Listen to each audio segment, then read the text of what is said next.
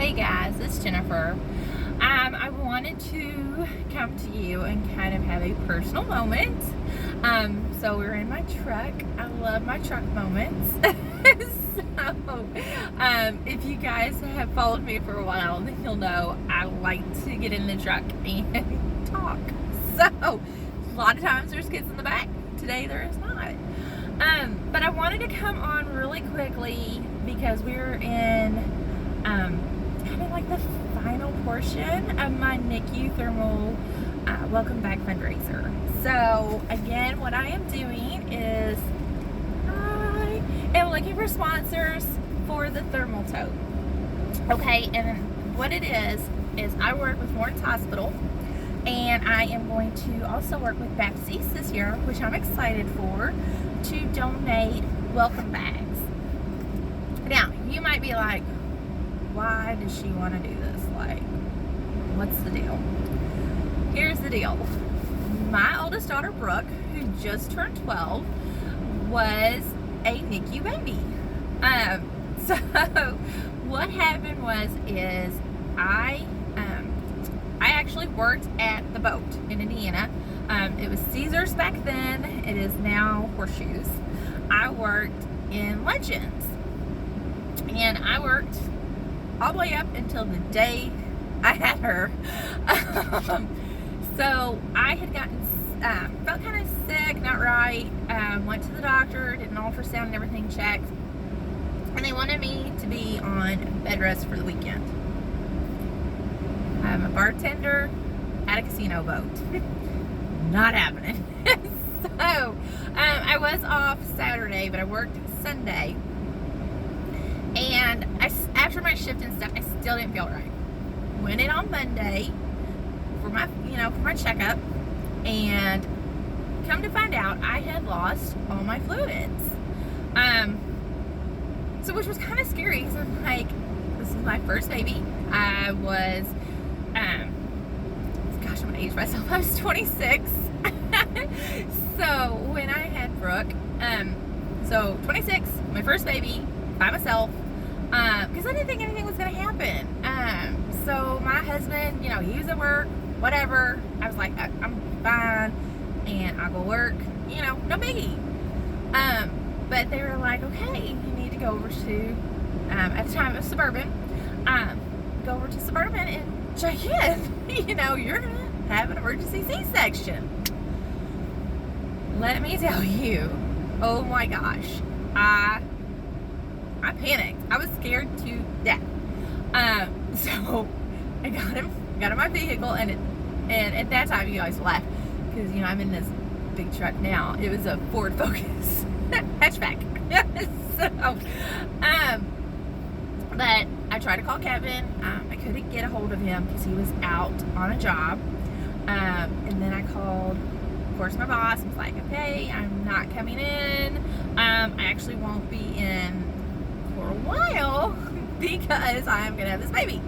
And then of course I called my parents, because at the time my mom worked out of town, and my dad lived here, but it's like that thing, you want your mom, it's like when you're sick and everything, you want your mom. I don't know why that is. But so I went to the hospital. Now mind you, this is our first baby. 26. I did not pre-register. I had no hospital bag ready. I had not done any of the birthing classes. I did not read what to expect when you were expecting. So I am like cliche. I did none of the right things.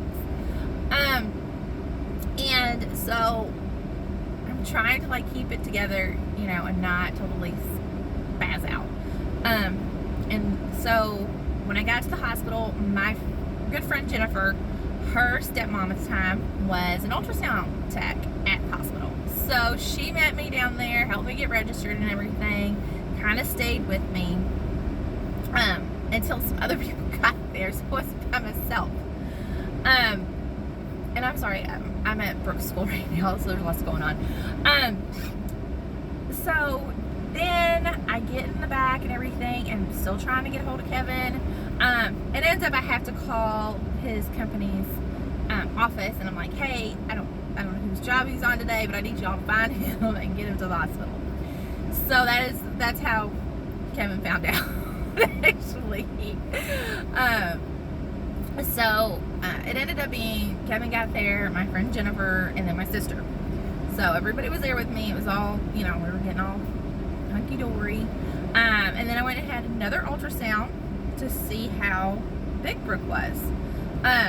And they said that she was 5 pounds, 5 ounces, so I didn't have anything to worry about. I was 35 and a half weeks, so like everything should be, fairly good. So then they're like, okay, we're just waiting to have the OR to get you in. So I'm like, okay. And everybody tries to kind of keep me relaxed and calm, and we're laughing and stuff. And then it's like, okay, I'm starving too. So I'm starving, I'm freaking out. And so they come in and they say, we can't get you in tonight. We're going to get you in first thing in the morning. So they got me a room. And then, like, I don't think I was in the room very long. They were like, OR opened up, you're going in right now. Emergency C-section. And what was really funny is the chicken tenders the kitchen, the hospital kitchen had just come up there, and I'm like, oh my gosh, that's so mean. So of course everybody else ate that for me. But this is where it kind of gets scary, because again, nobody really tells you any of this. No, you don't know what to expect. It's like, what's going on? So I get taken back and everything, and they're prepping me. And by this point, I'm crying. I am an emotional wreck. I'm scared to death. I'm like, what's wrong? What's gonna be wrong with Brooke?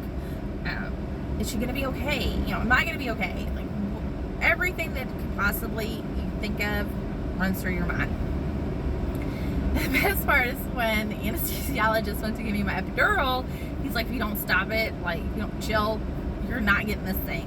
So, that's how bad I was. Like, I was hyperventilating, crying, shaking, it was all bad. So, finally get everything all taken care of. I have the C-section. Kevin gets to come in. I see Brooke for all of like 3 seconds before they take her away. Now, this is probably the hardest thing, and still to this day, I mean, we're talking 12 years later, like, it still brings up a lot of emotions for me, and it's still hard. It's still right there. So I went to recovery, and Kevin and my sister and my friend Jennifer were there, and then they came and got Kevin and was like, we've got Brooke situated, you can come see her. So of course they all went to go see her, and I stayed in recovery. So then it was about 6 in the morning. I get back to the room, and they're like, do you want to go see your baby? And I'm like, yes, we're talking, I haven't seen her in 6 hours. So they are like, okay, sit here for a second, we're going to get you a wheelchair. Because I still couldn't feel my legs at this point. And poor Kevin, he'd been up 24 hours. And I'm like, please, God, don't lay down. Don't sit down. Don't lay down. Don't. Please, I really want to go see her. Just don't. Gotta love him. He's on the couch, and he was out like a light. I mean, he was dead to the world. There was no waking him up. And the poor nurse, she did try to help me, pick me up and everything. And she was just so tiny. This is not going to happen. So, I did not get to see Brooke until like noon. We're talking 12 hours later. So I have like no clue what's going on. Haven't seen my baby. It like, all the emotions were just crazy. And then, so I get to go see her, and she is so tiny. I mean, I had this tiny little baby. She ended up weighing 4 pounds, 9 ounces at birth. I call her my firecracker baby because she was born around 4th of July. And she, like I said, she was so tiny. She had all, the wires and everything. She had a feeding tube. She had oxygen. She had all the little monitors hooked up. They had her wrapped up in this little kind of small, like, little bassinet that had all these cute little hearts on it. And I was just like, oh my gosh, she's so tiny. And then they're like, trying to prepare you, like, okay, she's gonna be in here about a month. We're looking at her due date, her original due date before she's released. So, and again, when you're in the NICU, you have wonderful, wonderful nurses, wonderful, wonderful doctors. I mean, they were fabulous. And then the kicker is, you're terrified, you don't know what's going on. This is a brand new experience. I had never met anybody that had this experience, to even ask so many questions like, what should I do or anything. And I wish I had known somebody. I wish somebody would have done something like this for me back then.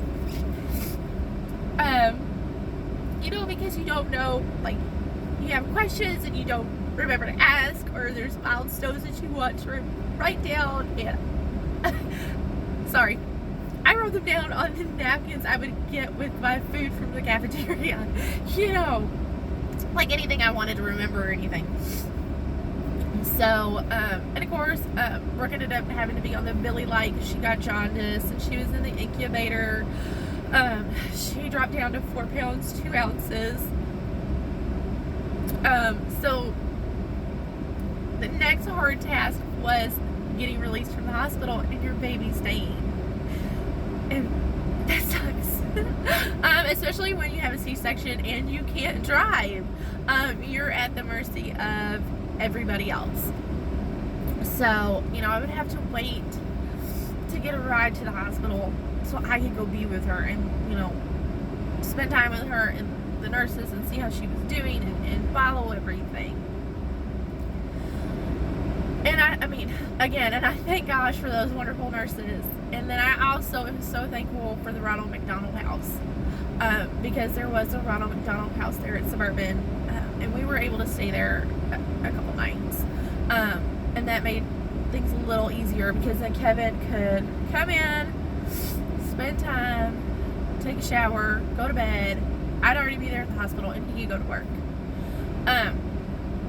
So definitely, I'm super excited that 31 also helps out the Ronald McDonald House, because that is also close to my heart.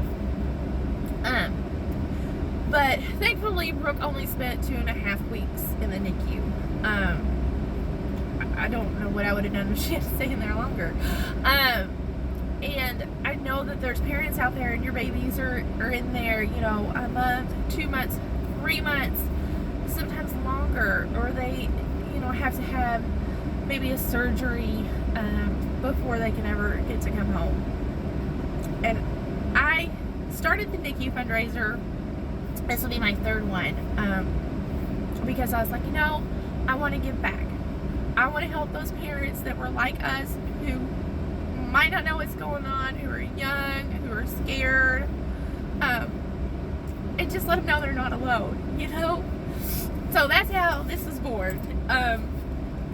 So what I do is I take the thermal that you sponsor, and I fill it with goodies. Last year, Louisville Water Company donated water bottles, so they're going to do that again this year.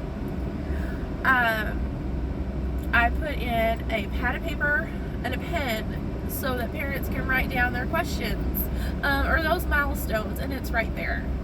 Kleenexes, because it is emotional. Also, like chapstick, because if you're like me, you lick your lips all the time, and especially when you're upset, keep your lips from getting chapped. Hand lotions, because anybody that's been in the NICU knows you are washing your hands like it's going out of style. I mean, all the time, in and out of the NICU unit, before and after you can see your baby. I mean, constantly. A lot of newborns are like that anyways, but this just is a little helpful. So last year, my kid's dentist, Dr. Mitchell, donated toothbrushes, toothpaste, and floss. My very first year, I got Old Navy to cut me a deal, and I got fuzzy socks and put them in there because it was around Christmas time. So I've had chapstick holders and little tissue covers with packages of tissue. So I try to get everything in there just to let that person know you're not alone. And I try to put in a note for them as well. So I'm sorry, I'm so emotional. But that is why I do this, because 12 years later, it is still that close to my heart. I still have all those same emotions. Like, it just hits you like a ton of bricks. And I am very thankful Brooke is a thriving 12-year-old. You would never be able to tell now that she was a preemie baby. The child is as tall as me, and she eats like a horse. So, but I am, my goal this year is 40 thermals. I would like to take 20 to Norton's and then 20 to Baptist. So if you would like to be a sponsor, thank you.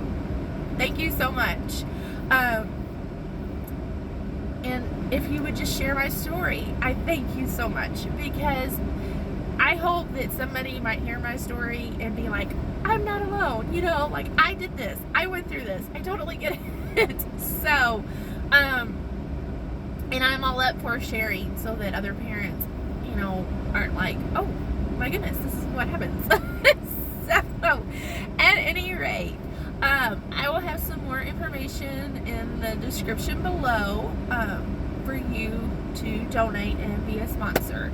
And I do appreciate it, and I thank you so very much. And I thank you so much if you've gone through this whole video, because I'm looking at my timer and it's almost 17 minutes long now. So, again, thank you. And if you are a NICU parent, reach out to me. I would love to talk to you. Or if you would like to write a letter and mail it to me, we can stick it in one of the thermals, and then that way another NICU family, you know, can hear your story and be inspired and know that they are not alone. So, again, thank you guys so much. Thank you for making my dream possible, because without you guys, it would not take off like it has.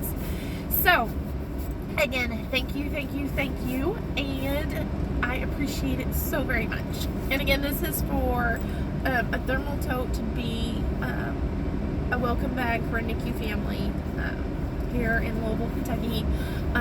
So, just to let you know. Alright, thank you guys. I will talk to y'all later. Bye-bye.